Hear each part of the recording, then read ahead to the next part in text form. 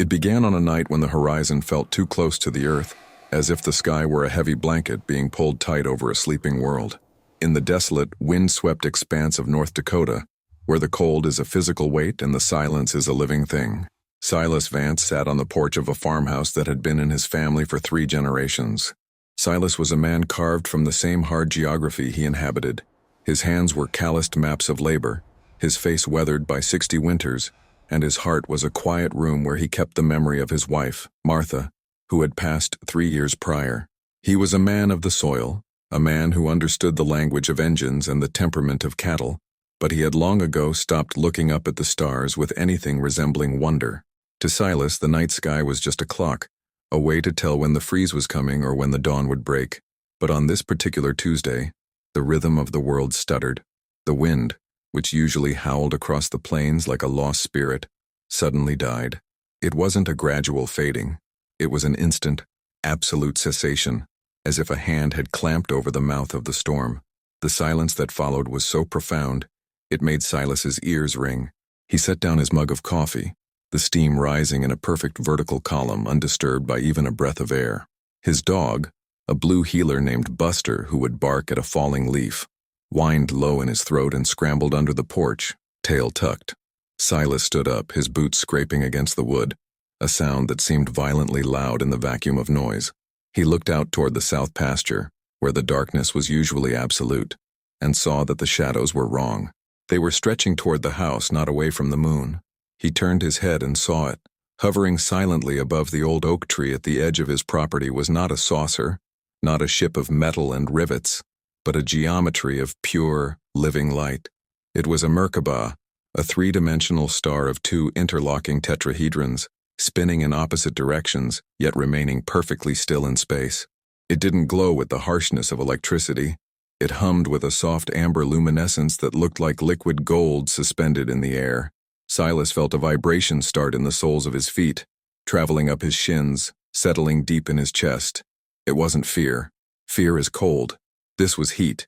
It was the feeling of standing too close to a fire that doesn't burn, but illuminates the inside of your bones. He stepped off the porch, drawn by a magnetism he couldn't resist. The snow beneath his boots didn't crunch. It melted instantly upon his approach, leaving a path of green, wet grass in the dead of winter. As he walked, the spinning shape descended, growing larger, until it consumed his field of vision. It was silent, yet Silas heard a choir. It wasn't singing words, but a single, complex chord that seemed to contain every emotion a human being could feel. Joy, grief, longing, peace, all layered into one frequency. He stopped 10 yards from the light.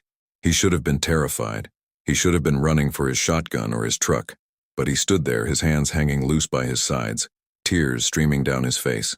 He wasn't crying because he was sad. He was crying because for the first time in 3 years the crushing weight of loneliness was gone. He felt seen. Truly, completely seen. The light shifted, the geometric shapes slowing their rotation until they locked into a solid form. A section of the light dissolved, turning into a mist, and from that mist walked a figure. It was tall, perhaps 7 feet, with a physique that suggested strength, but no aggression. It wore no spacesuit, no armor, only a robe that seemed woven from the same amber light as the ship.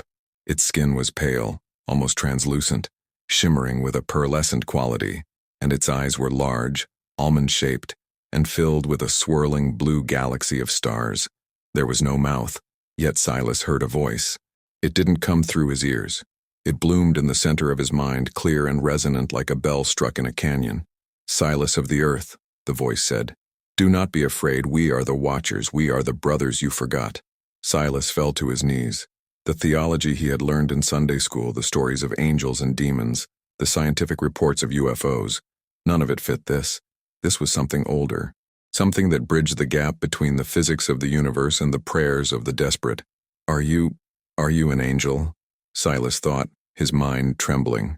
The being smiled, not with lips, but with a projection of warmth that felt like a summer sun. "We are what your ancestors called the Elohim," the being replied. "We are the gardeners of this sector. We planted the seed, and now we have come to check the harvest." Before we go any further into this revelation, I have to ask you, have you ever looked at the night sky and felt a sudden, unexplainable longing for home? Have you ever felt that the history we are taught is missing a chapter? If you have, tell me your story in the comments below. We are building a community of seekers here, and your experience is a piece of the puzzle.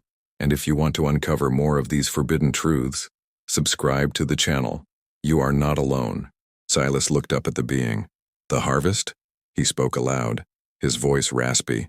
You mean the end? The apocalypse? The being moved closer, gliding rather than walking. Endings are a human concept, it said. Energy does not end, it transforms. You are approaching a threshold, Silas, a cosmic graduation. Your planet is shifting its frequency, moving from the density of conflict to the density of understanding. We are here to assist in the birth. Silas struggled to process the words. It sounded like science, but it felt like scripture. My wife, Silas whispered, the grief rising to the surface. Is she part of this energy? The being extended a hand. A long, slender finger pointed toward Silas's chest. She is not, was. She is. Death is merely walking into the next room. She has shed the heavy coat of biology, but the spark remains. She is with the source, and the source is returning. The being paused, and the blue galaxies in its eyes swirled faster. You have been told that the Savior will return on clouds of glory. You looked for a man on a white horse. You did not understand that the clouds are the vehicles of light you see before you, and the glory is the frequency of the Christ consciousness that is awakening within your DNA. Silas felt a shockwave go through him. This was the heresy that would get him thrown out of his church, yet it rang with a truth so pure it vibrated in his teeth. Jesus? Silas asked. You know Jesus? The being's presence softened, becoming incredibly tender. He is the master of the frequency. He was sent by the Council of Light to demonstrate the template of the ascended human. He showed you that matter obeys consciousness, that death is a choice, that love is not an emotion but the fundamental force that holds the atom together. When he left, he said he would prepare a place for you. That place is a state of being, Silas. And now, the time is near. Silas stood up, his legs shaking. Why me? He asked. I'm nobody. I fix tractors. I grow corn. You were chosen because you listen, the being said. The experts, the generals, the scientists, they listen for radio waves. They look for metal. They want technology to conquer. They cannot hear us because their frequency is tuned to fear. You, Silas, have been hollowed out by grief. And in that hollow space, there is room for the truth to echo. The being turned and gestured to the ship. Come, witness. A beam of light enveloped Silas. He didn't feel himself moving, but suddenly the snowy field was gone. He was standing inside the light. There were no walls, no controls, no screens. It was a space of pure consciousness. He saw the earth from above, a blue marble swirling with clouds. But he saw it differently. He saw dark patches of smoke over cities. Not pollution, but the psychic smog of anger, greed, and despair. And he saw points of light, thousands of them, scattered across the globe in humble places. Farms, small apartments, quiet villages. These are the keepers, the being's voice echoed. The ones who hold the frequency. They are the salt of the earth. They prevent the darkness from consuming the whole. Then, the scene shifted. Silas saw a vision of the near future. He saw the sun releasing a massive pulse of energy. He saw the electronics of the world failing. He saw panic, yes, but then he saw something else. He saw people stepping out of their homes, not in terror, but in awe. He saw the sky filled not with smoke, but with these ships, these lights, descending like doves. He saw the sick rising from their beds, healed instantly by the shift in vibration. He saw the veil between the living and the dead dissolving. This is the event, the being said. It is not a rescue mission. We are not here to save you from yourselves. We are here to welcome you to the galactic community. But you must do the work. You must choose love over fear. That is the ticket to the new earth. Silas found himself back in the snow, the cold air rushing into his lungs. The ship was ascending, spinning faster and faster until it became a streak of light that vanished into the stars. The wind returned, howling with a vengeance, and Buster came barking from under the porch. Silas stood alone in the dark, but the light was still inside him. He reached into his pocket and pulled out his phone. He needed to tell someone. But who? Who would believe a corn farmer who just had a theological debate with an extraterrestrial? He thought of Dr. Stephen, A man he'd heard on late-night radio, a man who spoke of protocols and contact, but even Dr. Stephen, with all his knowledge of government cover-ups and black budgets, might not be ready for this. This wasn't about disclosure. This wasn't about zero-point energy or anti-gravity. This was about the soul. This was about the fact that the Bible and quantum physics were the same book written in different languages. Silas walked back into his house. He didn't turn on the TV. He didn't turn on the lights. He sat in his armchair and closed his eyes, and for the first time in his life, he didn't just pray. He listened, and in the silence, he heard the hum. It was faint, but it was there. The sound of the universe singing. The sound of the approaching train. The sound of God. The next morning, Silas went into town. He needed supplies, but mostly he needed to see people. He needed to see if they felt it too. He walked into the diner, a place where the coffee was weak and the gossip was strong. The waitress, a young woman named Jenny who always looked tired, poured his cup. "Storm's coming, Silas," she said, looking out the window. Silas looked at her, really looked at her.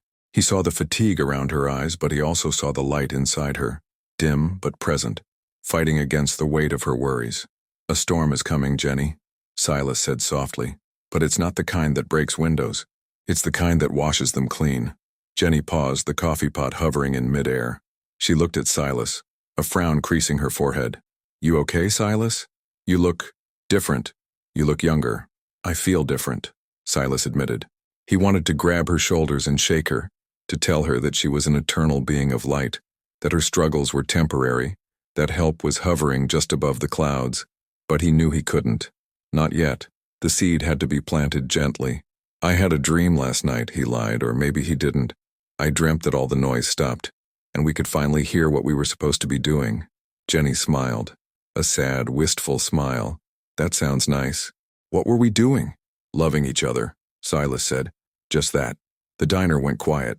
The farmers in the corner stopped talking about crop prices. For a second, the hum that Silas heard seemed to fill the room. Then the toaster popped, and the spell broke. But Silas saw it. He saw the shift.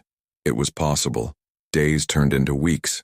Silas didn't see the ship again, but the connection remained. He found that he could sense things he couldn't before. He knew when the phone was going to ring. He knew when a calf was sick before it showed symptoms. He started reading the Bible again, but this time, the words leaped off the page. "In my Father's house are many mansions, dimensions. I am the light of the world. Energy. The kingdom of God is within you. Consciousness." It was all there. It had been there for 2,000 years, hiding in plain sight, obscured by dogma and ritual. One evening, a black SUV pulled up his long driveway. This was rare. Strangers didn't come down this road unless they were lost. Two men in suits got out. They didn't look like government agents from the movies. They looked like accountants, bored and tired. They knocked on the door. Silas opened it, holding his coffee mug. "Mr. Vance?" one of them asked. "We're from the Department of Energy. We picked up some unusual atmospheric readings on your property a few weeks back. Mind if we take a look around?" Silas looked at them. He saw their fear. They didn't know what they were looking for, but they were terrified of finding it. "Go ahead," Silas said calmly. "But you won't find what you're looking for with a Geiger counter." The men exchanged a glance. "And why is that?" the second one asked. "Because," Silas said, leaning against the doorframe, "you can't measure a miracle with a ruler." The men pushed past him, setting up equipment in the yard. They scanned the oak tree. They scanned the ground where the snow had melted. Their machines beeped and clicked. They looked confused. "Background radiation is normal," one muttered. "But the magnetic field, it's inverted. Localized polarity reversal. That's impossible." They looked at Silas with new suspicion. "What happened here, Mr. Vance?" Silas smiled. "I told you. The wind stopped. They left eventually, frustrated and empty-handed. But Silas knew they were just the first. The awakening was sending ripples through the system. The control grid was cracking. That night the hum returned, louder this time. Silas went out to the porch. The sky was clear, millions of stars staring back at him. And then he saw it. Not one ship, but three, forming a triangle over the valley. They flashed in sequence. Red, blue, green. A message. Silas closed his eyes and let his mind expand. "We are expanding the grid," the voice said. "You are the anchor point for this coordinate. Prepare yourself. The next phase is physical contact. Not just with you, but with those who are ready. Silas's heart raced. Who is ready? He asked. Those who have suffered and kept their hearts open. The voice replied. Gather them. Tuesday. Midnight. Silas swallowed hard. He was being asked to start a cult, or a movement, or a rescue party. He didn't know which, but he knew he couldn't refuse. He thought of Jenny at the diner. He thought of old man Miller, who lived down the road and played the fiddle to his goats. He thought of the young mechanic, boy named Various, who fixed his tractor and talked about conspiracy theories. They were the misfits, the broken ones, the perfect candidates. The next day, Silas approached them. He didn't talk about aliens. He didn't talk about spaceships. He simply said, I'm having a prayer meeting on Tuesday night. I think something is going to happen. Something good. I'd like you to be there. They looked at him strangely. Silas Vance, the hermit, hosting a prayer meeting. But they came. Maybe it was curiosity. Maybe it was the magnetism that now radiated from him. 7 people gathered in his living room on Tuesday night. Jenny, Miller, the mechanic, a retired schoolteacher named Mrs. Higgins, and a few others. They sat awkwardly on the mismatched furniture, drinking coffee. So, Silas, Miller said, tuning his fiddle nervously. What's this about? You finding religion? I never lost it, Silas said. I just found out it's bigger than I thought. He looked at the clock. 11:55 p.m. I want you all to just close your eyes, Silas said, and listen. Don't listen to the house. Listen to the space between the sounds.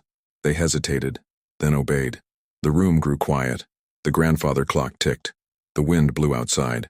And then, at exactly midnight, the hum began. It started low, vibrating the floorboards.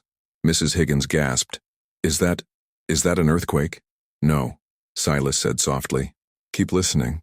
The sound rose in pitch, becoming a beautiful harmonic choir. The light outside the window shifted from black to a pulsating amber. The 7 people in the room opened their eyes and looked out the window.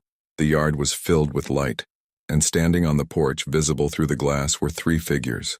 Tall, shining, watchers. Jenny screamed, but it was a short, stifled sound. The fear in the room spiked, but Silas stood up and raised his hand. Stay calm, he commanded, his voice carrying that strange authority again. They cannot hurt you. They can only reflect what you are. He walked to the door and opened it. The cold air rushed in, carrying the scent of ozone and roses. The figures stepped into the room. The leading one, the one Silas had met, raised a hand. Shalom. The being spoke. The word hung in the air, ancient and heavy. Peace. But more than peace. Wholeness. Completeness. The mechanic, the conspiracy theorist, fell out of his chair. It's them, he whispered. The Greys? No, the being said, its voice filling the room. We are the white. We are the light. We are the ancient promise kept. The being looked at each of them, scanning their souls. You have waited for a sign. The being telepathed to the group. You have looked for God in the thunder and the fire. But God is in the whisper. We are the whisper made flesh. Mrs.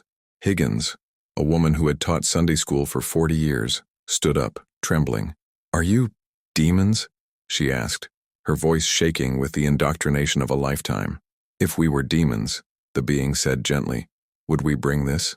The being opened its hand and a ball of light floated out. It hovered over Mrs. Higgins. She looked into it and gasped. She saw her late husband, not dead, not rotting in the ground, but young, vibrant, smiling, waving at her from a landscape of impossible beauty. She collapsed into the chair, sobbing with joy. He is waiting, the being said. The separation is an illusion. This was the proof. Not technology, not weapons, but the healing of the human heart. The alien contact was not an invasion of Earth, but an invasion of love. The group in the living room was transformed in that instant. The fear evaporated, replaced by a stunning realization of their own immortality. They were not bodies. They were souls having a human experience, and their cousins had come to tell them it was time to wake up. The being turned to Silas. The network is begun, it said. You 7 are the seed. You will tell others. Not with words, for words can be twisted, but with your presence. You will carry this frequency, and when the great shift comes in 2026, you will be the beacons that guide the others through the fear. 2026? The mechanic asked. What happens in 2026? The earth breathes, the being said. She shakes off the fever. The structures of control, financial, political, religious, will crumble, not because we destroy them, but because they cannot exist in the new frequency. It will look like chaos to the blind, but to you it will look like birth. The beings backed out of the door, the light intensifying until the room was blindingly white. Then, in a blink, they were gone. The darkness returned.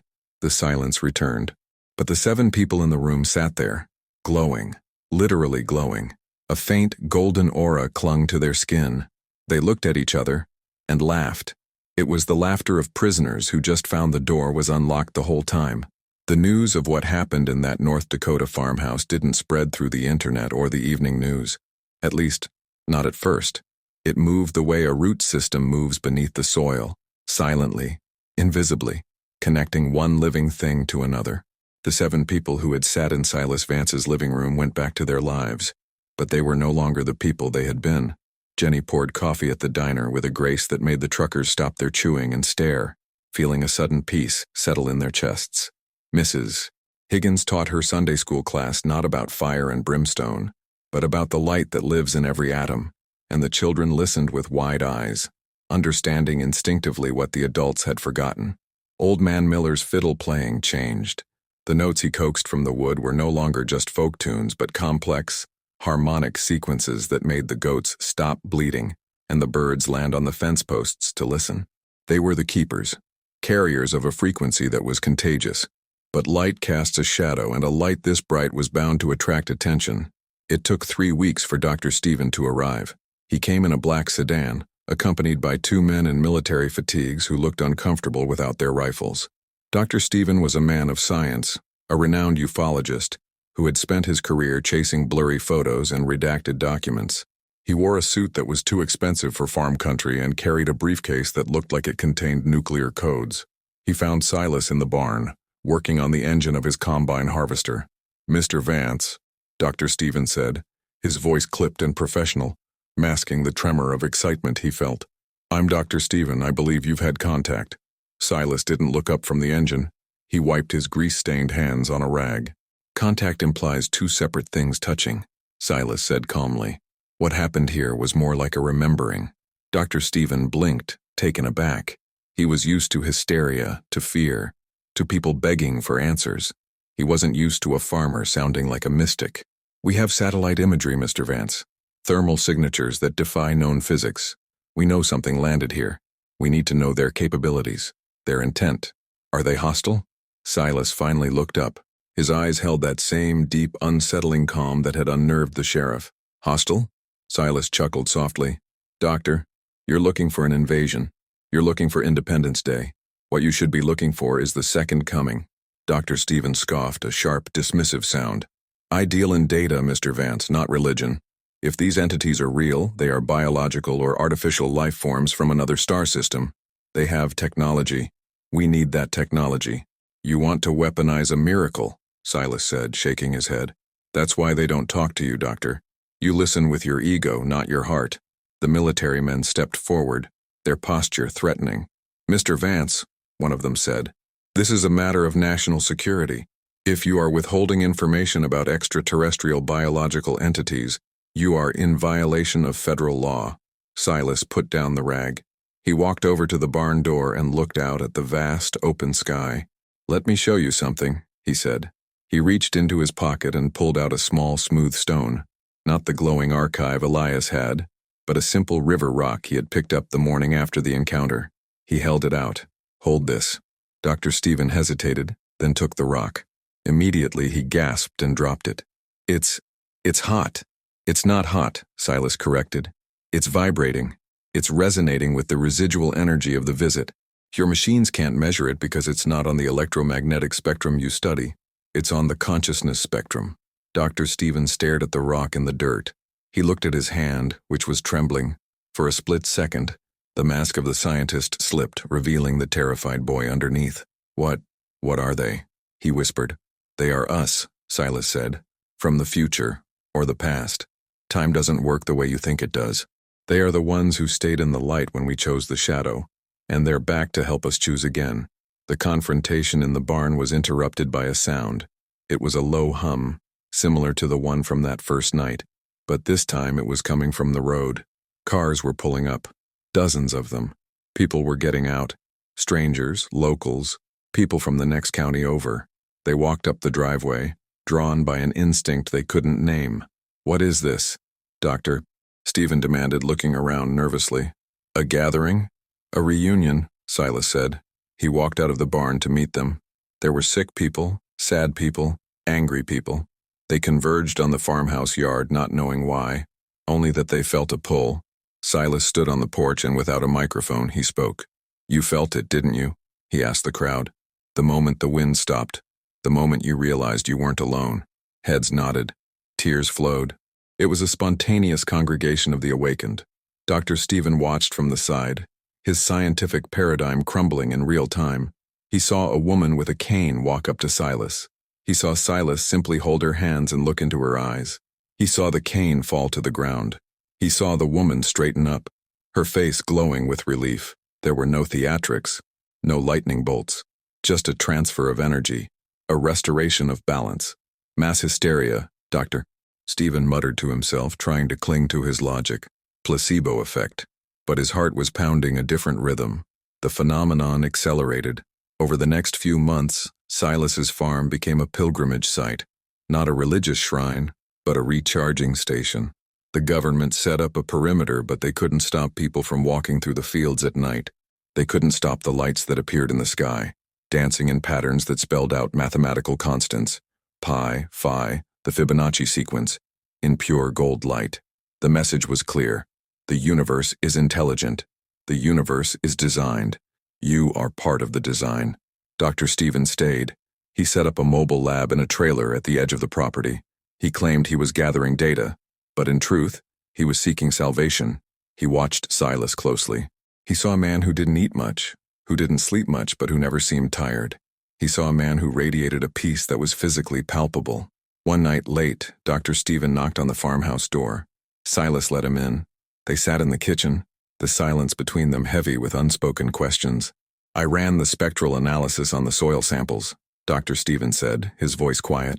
"The carbon dating is wrong. The grass where the ship landed, the cellular structure is different. It's evolved. It has a triple helix DNA structure." Silas nodded, sipping his tea. "The phantom strand," he said. "The God gene. It's dormant in all of us. They just switched it on." Dr. Stephen looked at Silas, his eyes pleading. "How? How do I switch mine on?" "I've spent my life looking up, Silas. Why didn't they come to me?" "Because you were looking for proof," Silas said gently. "You have to look for truth. Proof is for the mind. Truth is for the soul. You have to be willing to be wrong about everything you think you know." The climax came in the winter of 2025, just as the calendar turned toward the prophesied year. The news was full of reports of solar flares, of strange atmospheric anomalies, of a global sense of unease. The systems of the world were straining, markets were crashing, governments were arguing, but underneath the chaos, a new network was forming.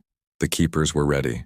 On Christmas Eve, a night of symbolic resonance, the sky over North Dakota opened up. It wasn't just 3 ships this time. It was hundreds.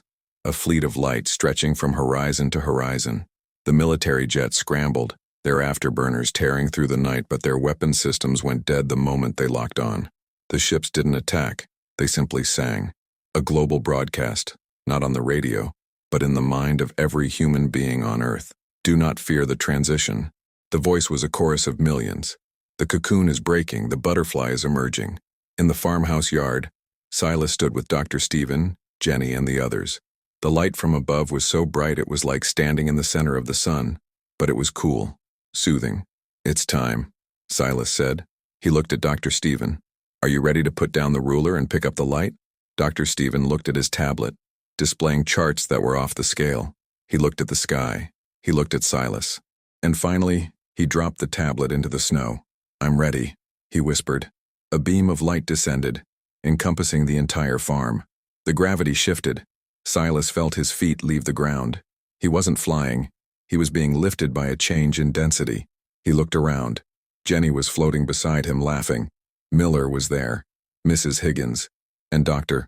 Stephen, tears streaming down his face, floating in the light, looking at his hands which were becoming translucent, shimmering with the same pearlescent quality as the beings. They weren't going anywhere. They were staying right here, but here was changing. The Earth overlay was shifting. They saw the old world, the world of pain, of war, of death, fading like a bad dream. And underneath it, emerging like a fresh painting, was the new Earth.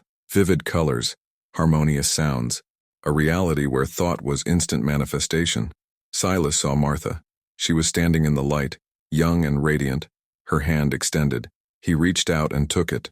The touch was solid, realer than anything he had felt in the old world. "Welcome home, Si," she smiled. He looked back at the old Earth one last time. He saw the people who were still afraid, still hiding, still clinging to their anger. They couldn't see the ships. They couldn't see the light. To them it was just another dark, stormy night. The separation was complete. Two worlds occupying the same space, separated only by frequency. "We will help them," Silas said, his voice merging with the choir of the Watchers. "We will be the invisible hands that guide them until they are ready to see." Dr. Stephen looked at Silas, his form now fully integrated into the light body. "It's beautiful," the scientist said. "It's logical. It's love," Silas corrected, "the only logic that matters." And so the farmhouse in North Dakota became a legend, a ghost story told by those left behind in the density of the old world. They said the farmer and his friends disappeared in a flash of light. They said the government covered it up. But those who listen to the wind, those who stop and let the silence in, they know the truth. They know that Silas isn't gone. He's just a frequency away, working in the garden of the new Earth, waiting for the rest of us to tune in. The story ends here. But the reality is just beginning. Look up.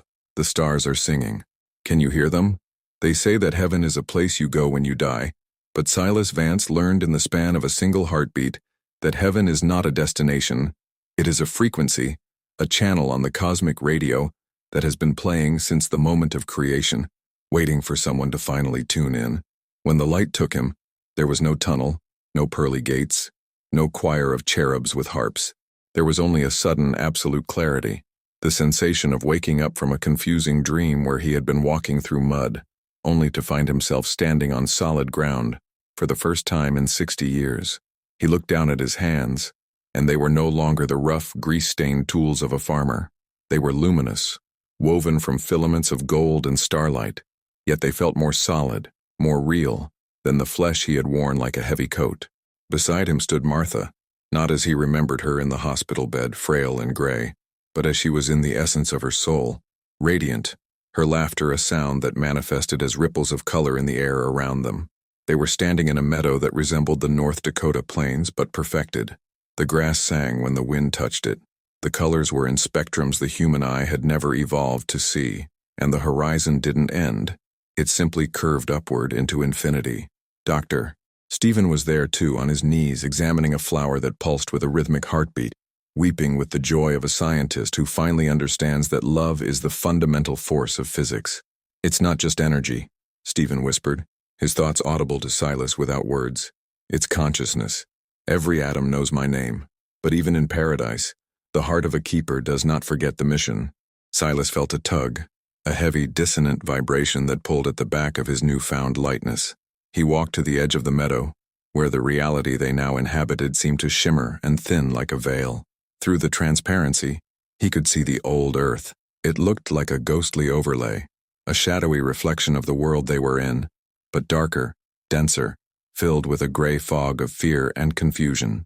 He saw the farmhouse he had left behind, now empty and dark. He saw the military vehicles swarming the property, the soldiers shouting, the panic that had gripped the world in the wake of the Great Disappearance.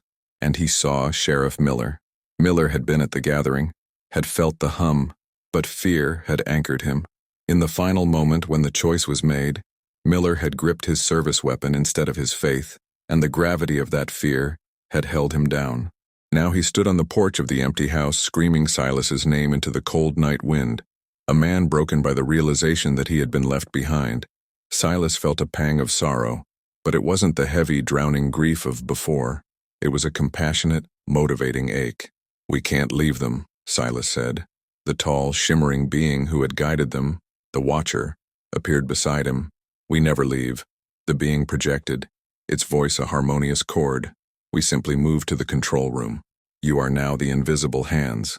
You are the answer to the prayers you used to pray. The work began immediately. On the new earth, time did not flow in a linear river. It was a vast ocean they could navigate at will. Silas, Martha, Dr. Stephen, and the other ascended keepers formed a circle. They realized that their new bodies were essentially transmitters, capable of broadcasting the Christ frequency back into the density of the old earth. Dr. Stephen, his mind, now expanded beyond the limitations of biological gray matter, understood the mechanics instantly. It's quantum entanglement, he explained, manipulating a hologram of the two earths with his fingers. We are still entangled with them through love. If we focus our intention, we can create resonance spikes in their reality. We can't force them to wake up, but we can turn up the volume of their intuition. They focused on Sheriff Miller. On the old earth, it was 3 days after the event. The world was teetering on collapse. Governments were declaring martial law. Religious leaders were calling it the work of the devil. Miller was sitting in his patrol car, the engine idling, his gun on the passenger seat. He was contemplating ending the silence the only way he knew how. He felt abandoned, judged, unworthy. Silas closed his eyes in the higher realm. He reached out with his spirit, bridging the dimensional gap. He didn't try to speak to Miller in words. Words were too small. He sent a memory. He sent the feeling of a warm hand on a shoulder, the smell of fresh corn in July, the sound of Miller's mother humming a hymn. On Earth, Miller gasped.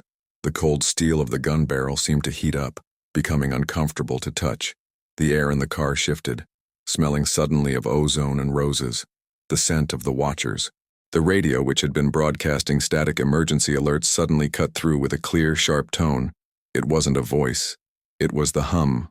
Miller grabbed his chest, tears springing to his eyes. "Silas," he whispered. From the other side of the veil, Silas pushed harder, pouring every ounce of his love into the connection. "You are not lost, son," he projected. "You are just in the waiting room. Put the weapon down. The work is not done." Miller didn't hear the words, but he felt the command in his marrow. He dropped the gun. He looked out the window and saw for just a fleeting second a shimmer of gold light standing in the field where the ship had been. It faded instantly, but it was enough. Hope is a dangerous thing to lose, but a powerful thing to find. Miller started the car, wiping his face. He knew what he had to do. He had to find the others who had been left behind, the ones who were scared, and tell them that they weren't alone. He had to become a keeper in the shadow. As the years passed on old Earth, which were mere moments in the new, Silas and his team worked tirelessly. They became the guardian angels of legend, the mysterious coincidences that saved lives, the sudden inspirations that led scientists to clean energy, the inexplicable peace that settled over battlefields. Dr. Stephen worked with the scientists of the old Earth, whispering equations into their dreams, guiding them away from weapons and toward healing technologies. Martha comforted the grieving mothers, wrapping them in invisible blankets of warmth. They watched as the old Earth slowly, painfully began to change. The disappearance of the millions had shocked the planet, but the subtle, constant influence of the Ascended Ones was steering humanity away from self-destruction. The darkness was breaking. The gray fog was lifting. Then came the moment of the second wave. It was 2033 on the old Earth timeline. The work of Sheriff Miller, now an old man, a prophet of the plains who spoke of the invisible kingdom, had borne fruit. A new generation had risen, one that didn't fear the sky but looked to it with expectation. The vibration of the planet had risen again, approaching the critical threshold. Silas stood on the edge of the new Earth, watching the convergence. The Watcher stood beside him. Tikkun Olam, the being said, using the ancient Hebrew phrase, the repair of the world. It is almost complete. Are they ready? Silas asked, looking at Miller, who was lying in a hospital bed, his breathing shallow, surrounded by a group of young believers holding his hands. He has finished his course, the Watcher replied. Open the door, Silas. Silas stepped forward. He reached through the veil, his hand passing through the dimensions. On the hospital bed, Miller's eyes opened. He looked up at the ceiling, but he didn't see plaster. He saw the meadow. He saw his old friend Silas, shining like the sun, reaching down with a hand that promised eternal friendship. Ephatha, Silas whispered across the void. Ephatha, be opened.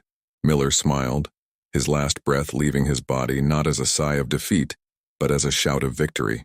His spirit detached from the heavy broken shell and surged upward, grasping Silas's hand.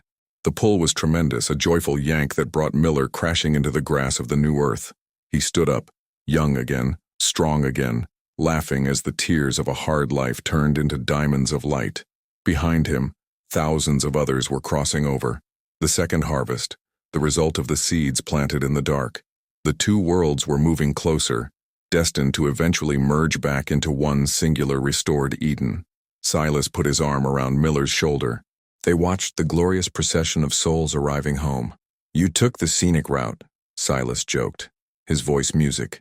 "I had some work to finish," Miller replied, looking at his luminous hands. "So," Dr. Stephen asked, joining them, holding a crystal that contained the schematics of a universe made of song. "What now? Is the work done?" Silas looked out at the horizon, which was filled with new stars, new galaxies, new adventures waiting in the infinite mind of God. He looked at the watchers who bowed in reverence to the humans who had mastered the lesson of love. "The work is never done, Stephen," Silas said, feeling Martha's hand slip into his. "God is a creator, and now, so are we. We have a whole universe to explore, a whole eternity to build." He turned to the screen, the window through which you, the listener, are hearing this story. He looked right at you, through the words, through the digital signal. "Can you feel it?" he seemed to ask. "The hum is getting louder. The veil is getting thinner. You are not reading this by accident. You are the next wave. The stone is in your pocket now. The choice is in your chest. Don't wait for the ships to land. Build the landing pad in your heart. The stars are not just watching, they are waiting." And with that, Silas Vance turned and walked into the light that has no end, leaving the door just slightly ajar for you.